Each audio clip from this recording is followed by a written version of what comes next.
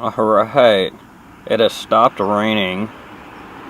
I'm double checking that I'm okay to go on this public land. It's 40 acres. 40 acres! I've never seen such a inviting piece of public land parking in my entire life. It's paved, and the best thing is the entry point into this place looks a little rough. So not a lot of people may hunt right here. Man, look at that sunset. That's just beautiful. Okay, look, you're a cat. You should be able to climb a couple hay bales to get to your food. Good lord. Oh boy. Guys, good news. The rain has finally stopped. Literally, all day today, it did nothing but do that heavy, misty rain or whatever. Enough to soak you, but, you know, you could just deal with it. Or not deal with it. I don't know. I don't know anymore. Just dealt with so much rain. I'm really tired of dealing with it. Oh my gosh. But no, anyways, I was sitting at work and gotta remember where all the food's at for everybody. Sitting at work and find a place on my maps that I have. Onyx Maps, by the way, whatever. On Onyx Map, places that I mark when I'm like bored or whatever, or maybe I'm in a tree stand waiting, and I'm looking at Onyx Maps, looking at different other areas around, and I'm trying to find a perfect spot. Hey boy, you wanna give me the opportunity to get in here and give you food? Come on. Back. Good boy. Over. There you go. Oh boy. Oh. Anyways. You know those moments where you're like sitting in the tree stand, or if you're at work or whatever, pull up your Onyx Map, or even your hunting buddy app, whatever you use, and you just start setting waypoints on everything that looks good. Well, I did this to a spot like 2 years ago. 2 years ago. And today I was sitting there looking at my phone, and I was like, okay, this rain looks like it's about to stop. And if this rain stops, I really want to hit this place up. I look in the forecast. The forecast says the rain is going to stop literally on the time that I get off of work. The wind was like a northwest wind. Temperature was going to drop another like 5 degrees by the time I got off of work. And I'm sitting there like, hell yeah. So I go out and I go to this little place.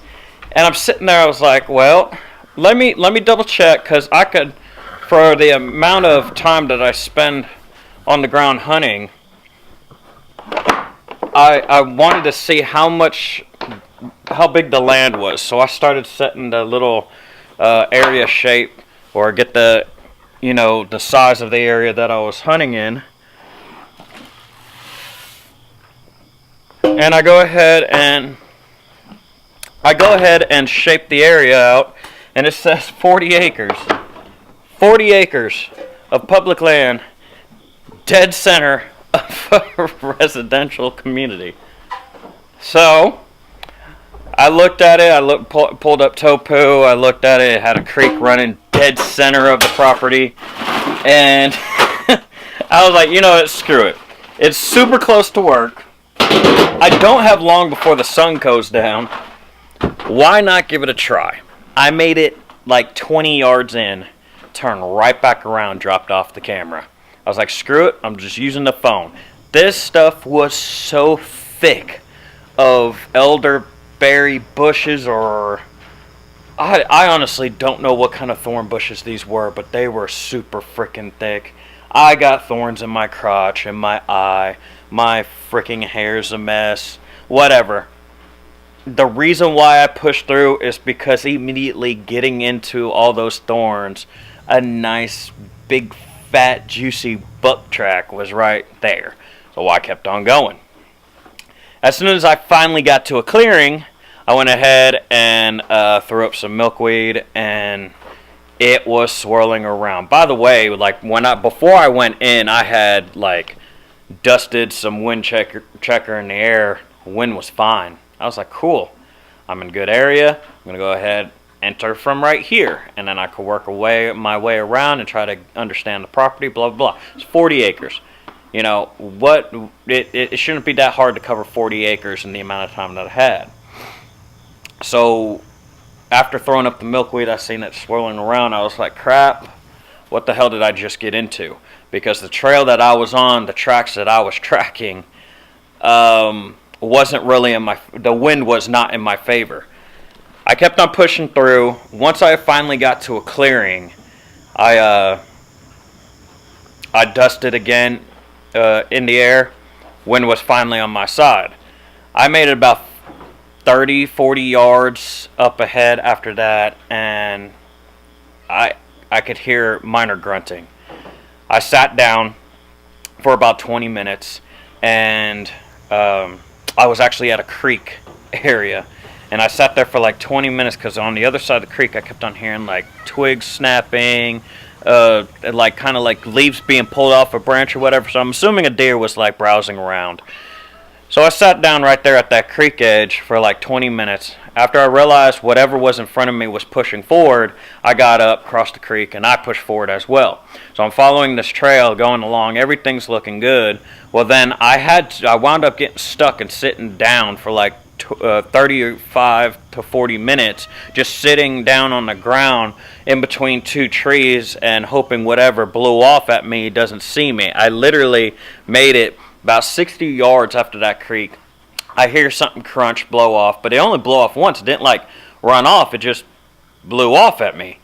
And I was like, okay. So I just sat down just in case. Maybe it like caught my scent and I might have scared it just a little bit and it was letting me know. Maybe I pissed it off or something. I don't know. So I sat down for like 35, 40 minutes like I crawled on my belly back, found a good area where I would have hoped that I could hide, and just sat there and waited.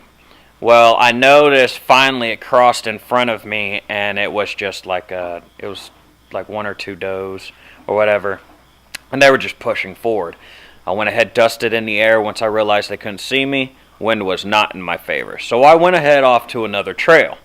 So while I'm going down that trail, I come up to the very same creek again, which I already know because there's only one creek going through the property. So I went ahead, crossed the creek, and I pulled out my phone just to get some shots of me crossing the creek for the vlog, blah, blah, blah. By the way, the reason why I'm not talking in these videos, I really do not like talking while I hunt. I don't like talking. I don't like making a lot of noise. I have still hunted since the time I've started hunting, which has been, hell, I don't know, 18 years? I had to start that way. I didn't have a lot of money for anything other than the weapon that I can hunt with. So I had to learn not to use a tree stand, not to use a blind, how to learn how to use natural blinds, how to naturally blend in, how to read the wind, all this stuff. So I get caught up in trying to film me crossing the creek. And then I was filming me finding an area that has been browsed down and knocked down really. I mean, it looked battered. I mean, you see it right now. And then this happened.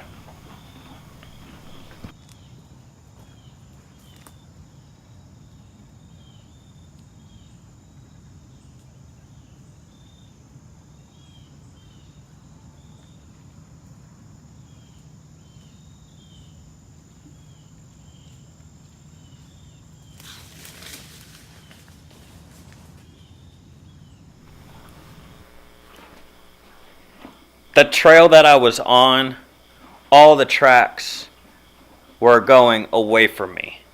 The reason why I was following those tracks, those fresh tracks going away from me, is because the wind was like literally at my face the whole time. It was soft. It's been raining. No mud. It was just like moss all over the ground and everything. So you're talking about the perfect still hunt that anybody could think about. I really didn't expect to meet face to face to this doe. And what was funny, she just kept on walking. And like, I know y'all just saw the video, but she kept on walking. And I was like, I was dead center on her trail. If she would have kept on going past that little branch, well, I mean, we would have probably kissed each other. And I was kind of hoping like she kept on going, but I honestly think she saw the reflection of my phone while it was up, because I didn't move until like I closed my eyes, and if you like just go back or replay, I kept the whole entire clip in there. If you go back and see, you see a slight jump. When she was coming, I closed my eyes. It's just something I do when I'm turkey hunting, because I've been told my entire life they can see the whites of your eyes from like 100 yards away. So it's like when I see deer or whatever super close and I feel like they can see my movement, I close my eyes for some reason. And I think the whole time my eyes were closed, I was thinking, I hope she doesn't blow off and then runs over me, because I'm not going to be prepared for that. Oh, man. But yeah, I made it back. I actually followed the creek all the way back down. And I realized it was less of a headache just to follow the creek than it was to wade through 100 yards of thorns. Ooh, so today's area, the little 40-acre spot in the middle of Yuppie. Bobo, what are you doing?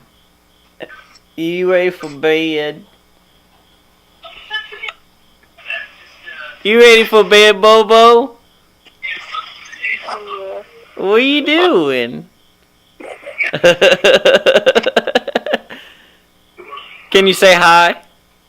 Say hi to the camera. Look. Say hi. You say hi. Oh, your fingers. Oh, say hi. There you go. You gonna go to bed? Is that okay? I'll be right back. We're gonna say prayers. Oh, nothing like bedtime prayers over FaceTime. But you gotta do what you gotta do when you work a lot and you try to provide for your family as best as you can. Oh, here you go. Here goes some hay, dude. Yep. Anyways, where were we? Oh, yeah. Talking about the little piece of heaven in the middle of rural community. I really didn't expect what I found in the middle of this area. 40 acres, and literally on one backside of it was my job. On one side of it was a residential community, and the other side of it was another residential community. And then the other side of it was the main road. Confined, like a little sliver of heaven, public property, and I decided to give it a shot, and I found more sign of deer than I would have expected to find on that amount of land. But no, guys, I'm going to go ahead and leave that property alone since I got the crap out of that doe. I'm going to give it a couple days before I go back. And then I'm going to give the private property a break for at least a week since I got the trail camera out, and hopefully I can see what's making those rubs. Then I'm going to go ahead. I have 2 more properties. Why do you still have water? I have 2 more properties. I prefer to go in by foot. If I find nothing on those 2 properties this year, every other than the private property, and apparently now that 40 acres or whatever, most of the time I'm going to be going by boat. And the boat's been sitting out there for the past week in the rain, just getting battered and beaten and blown and flooded. And to be honest with you guys, I don't know if she's still going to run, if the light's going to work, and if the amount of water that was in the boat broke some welds or rivets and it's leaking. So I don't know.